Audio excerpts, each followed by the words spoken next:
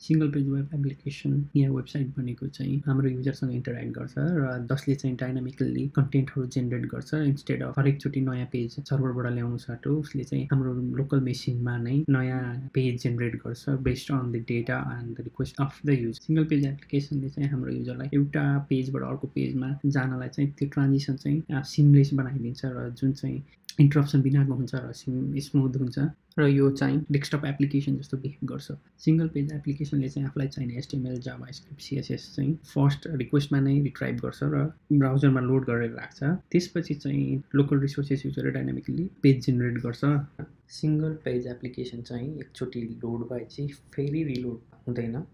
यसलाई चाहिने डेटा मात्र फेच गर्छ सर्भरबाट। सकेसम्म यसले चाहिँ आफूलाई चाहिने डेटा ब्राउजर मेमोरीमै क्याच गरेर राख्छ।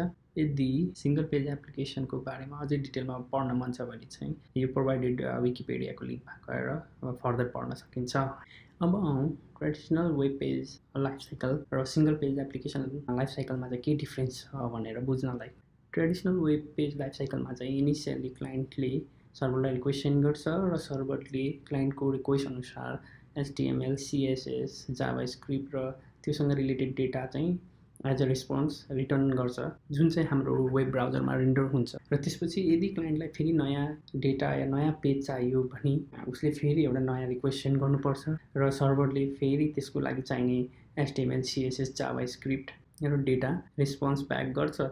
र सिंगल पेज एप्लिकेसनको कुरा गर्दा चाहिँ क्लाइन्टले त्यसरी नै इनिसियल रिक्वेस्ट सर्भरलाई सेन्ड गर्छ र सर्भरले क्लाइन्टको रिक्वेस्ट अनुसार HTML CSS JavaScript reply back गर्छ र वेब ब्राउजरमा त्यो कुरा रेन्डर हुन्छ। त्यसपछि चाहिँ क्लाइन्टले पुरै नयाँ पेजको रिक्वेस्ट गर्नुको साटो उसलाई चाहिने डेटाको मात्र रिक्वेस्ट एजेक्स युज गरेर गर्छ जुन चाहिँ ब्याक एन्ड कल हुन्छ। र त्यसपछि चाहिँ सर्भरले instead of all HTML CSS र जाभास्क्रिप्ट क्लाइन्टले रिक्वेस्ट गरेको स्पेसिफिक डेटा मात्र रेस्पोन्स ब्याक गर्छ र बाँकी सब रेन्डरिङ भनेको चाहिँ क्लाइन्ट आफैले नै ह्यान्डल गर्छ। अब यसमा बेनिफिट भन्दा चाहिँ अब सिंगल पेज एप्लिकेसनको बेनिफिटको कुरा गर्दा चाहिँ यसले हरेकचोटि एचटीएमएल सीएसएस र जाभास्क्रिप्ट जस्तो रिपिटेटिभ कुरा हरेकचोटि ट्रान्सफर गर्नु पर्दैन र ट्रान्सफर हुँदैन। र यसमा अर्को फाइदा भनेको चाहिँ हाम्रो सर्भरमा हेभी लिफ्टिङ हेभी काम गर्नु पर्दैन।